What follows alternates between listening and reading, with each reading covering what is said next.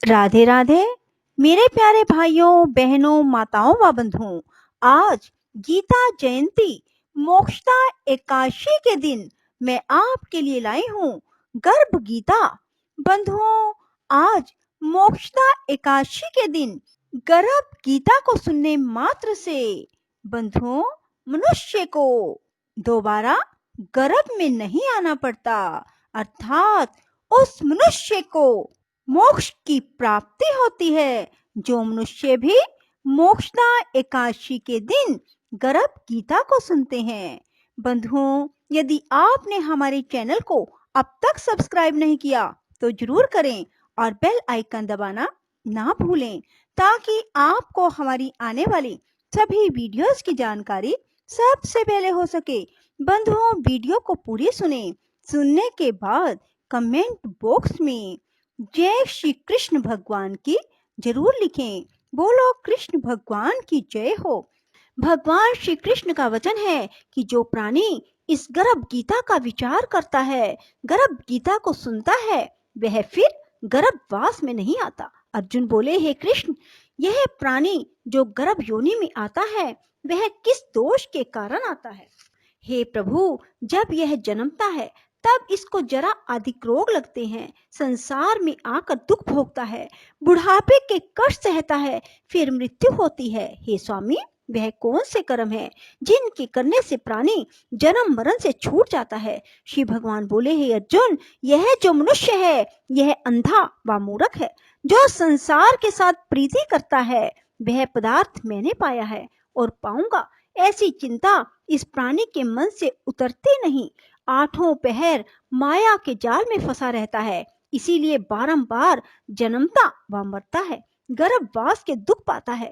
अर्जुन बोले, हे श्री कृष्ण भगवान, मन मदमस्त हाथी की भांति है और तृष्णा इसकी शक्ति है। यह मन 5 के वश में है, काम, क्रोध, लोभ, मोह, अहंकार, और इन पांचों में भी अहंकार सबसे बली है। अतः प्राणी को कौन से यत्न करने चाहिए जिनसे मन वश में ही रहे? श्री भगवान बोले, हे अर्जुन, यह मन निश्चय हाथी की भांति है, तृष्णा इसकी शक्ति है, मन 5 के वश में है, अहंकार इनमें श्रेष्ठ है। हे अर्जुन, जैसे हाथी अंकुश से वश में होता है वैसे ही मन रूपी हाथी को वश में करने को ज्ञान रूपी अंकुश कहते हैं। अहंकार करने से जीवन नरक में पड़ता है। अर्जुन बोले, हे श्री कृष्ण भगवान, कुछ तुम्हारे नाम के लिए वन खंडों में फिरते हैं, कुछ वैरागी हुए डोलते हैं, कुछ धर्म करते हैं। अतः इस विषय में कैसे पता चले कि जो वैष्णव है वे कौन है?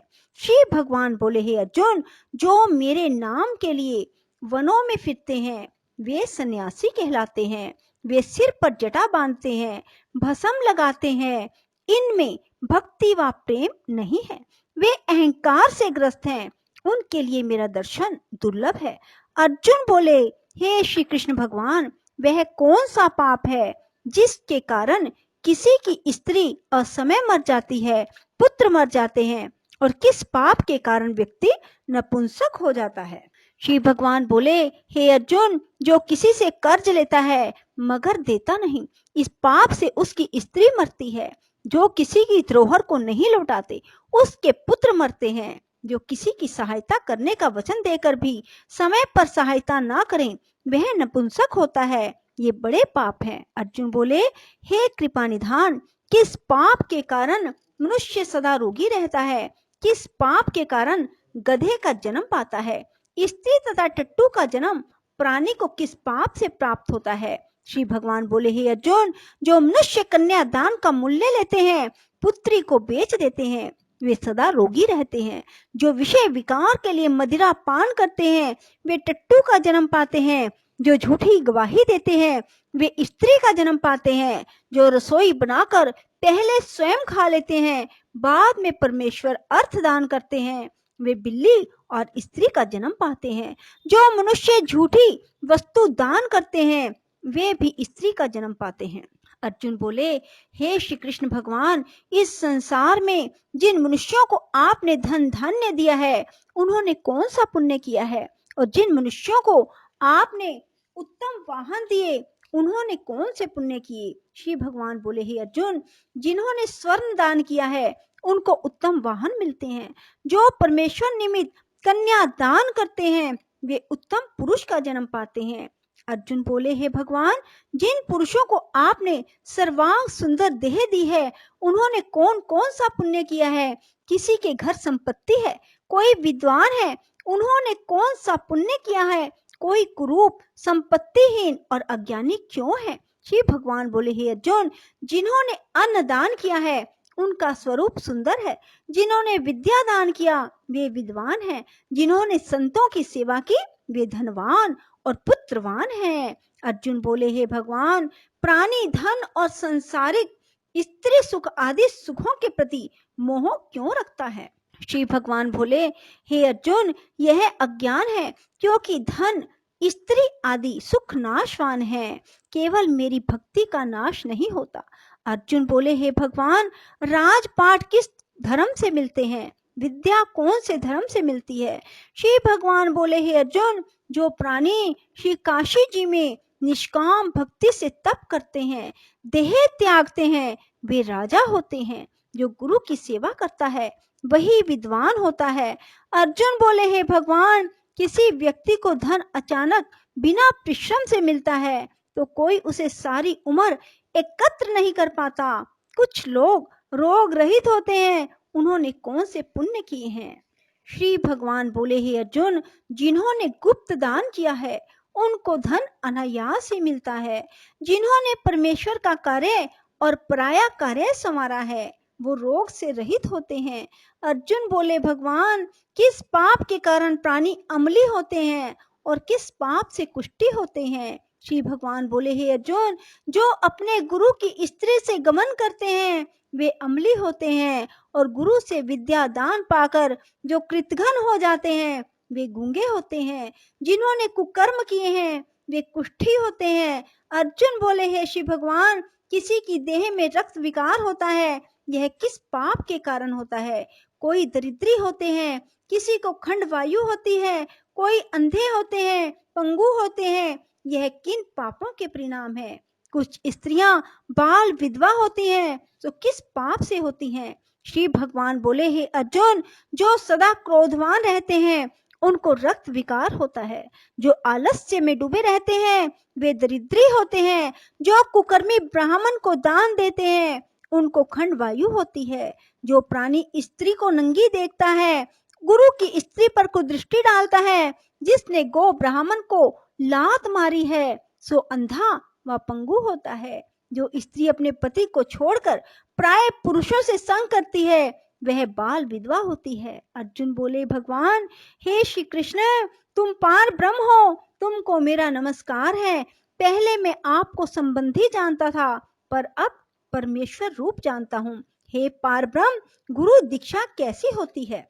कृपा करके मुझे बताएं। श्री भगवान बोले, हे अर्जुन, तुम धन्य हो, तुम्हारी माता भी धन्य है जिनके तुम ऐसे पुत्र हुए जिसने गुरु दीक्षा पूछी। हे अर्जुन, सारे संसार के गुरु जगन्नाथ हैं। विद्या का गुरु काशी, चारों वर्णों का गुरु ब्राह्मण, ब्राह्मण का गुरु सन्यासी और सन्यासी उसको कहते हैं जो सबको त्याग कर मुझ में रम गया हो, वह ब्राह्मण जगत गुरु है।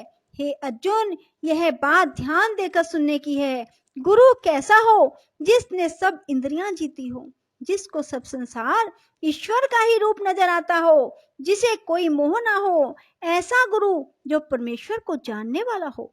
प्राणी गुरु रूप में उसे ग्रहण करे जिसकी पूजा सब तरह से करे। हे अर्जुन, जो गुरु का भगत है सो मेरा भगत है। जो प्राणी गुरु सम्मुख होकर मेरा भजन करते हैं उनका भजन करना सुफल है। जो प्राणी गुरु से विमुख हैं उनको शपथ ग्राम मारे का पाप है। गुरु से विमुख प्राणी का दर्शन नहीं करना चाहिए। जो गृहस्थ गुरु से विमुख हो वह चंडाल के समान है। जिस जगह मदिरा का भांड हो उस स्थान का गंगा जल भी अपवित्र होता है। इसी तरह गुरु से विमुख का भजन भी अपवित्र होता है। उसके हाथ का भोग देवता भी नहीं लेते। उसके सर्व कर्म निष्फल है। कुकर, सूकर, गर्दभ, काक, यह सब योनियों में से सर्प की बड़ी खोटी योनि है। इन सब से भी वह मनुष्य खोटा है जो गुरु नहीं बनाता। गुरु के बिना गति नहीं होती। गुरुहीन प्राणी अवश्य ही नरक को जाएगा। हे अर्जुन, जैसे चारों वर्णों को मेरी भक्ति करना अनिवार्य है, वैसे ही गुरु बनाकर उसकी भक्ति करनी, सेवा करनी योग्य है। जैसे सब नदियों में गंगा श्रेष्ठ है, सब व्रतों में एकादशी का व्रत श्रेष्ठ है, वैसे ही हे अर्जुन, सब सेवाओं से गुरु सेवा उत्तम है। गुरु दीक्षा के बिना प्राणी पशु योनि पाता है। गुरु सेवा अश्वमेध यज्ञ से भी अधिक फलदायी है। अर्जुन बोले, हे श्री कृष्ण जी, गुरु दीक्षा क्या है? श्री भगवान बोले, हे अर्जुन, तुम्हारा जन्म धन्य है जो तुमने ये प्रश्न किया। गुरु दीक्षा 2 अक्षर है, हरि नाम। इन अक्षरों को गुरु कहता है। यह चारों वर्णों को जपना श्रेष्ठ है। हे अर्जुन, जो गुरु की सेवा करता है वह मेरी सेवा करता है, मैं उससे प्रसन्न रहता हूँ। ऐसा मनुष्य 84 योनियों से छूट जाता है, जन्म मरण से रहित नरक नहीं भोगता। जो प्राणी गुरु की सेवा नहीं करता वह 3.5 करोड़ वर्ष तक नरक भोगता है। जो गुरु की सेवा करता है उसको कई अश्वमेध के पुण्य का फल मिलता है। हे अर्जुन, जो प्राणी हमारे तुम्हारे संवाद को पढ़ेंगे और सुनेंगे वे गर्भ के दुख से बचेंगे। उनकी 84 योनि अर्थात जन्म मरण का चक्कर कट जाएगा।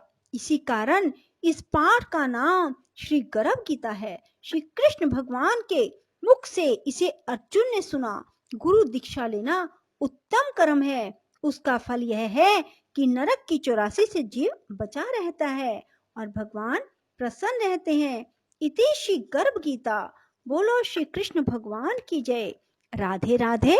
जय श्री कृष्णा। बंधुओं, यदि आपको हमारी वीडियो पसंद आए तो इसे लाइक करें और शेयर भी जरूर करें। धन्यवाद।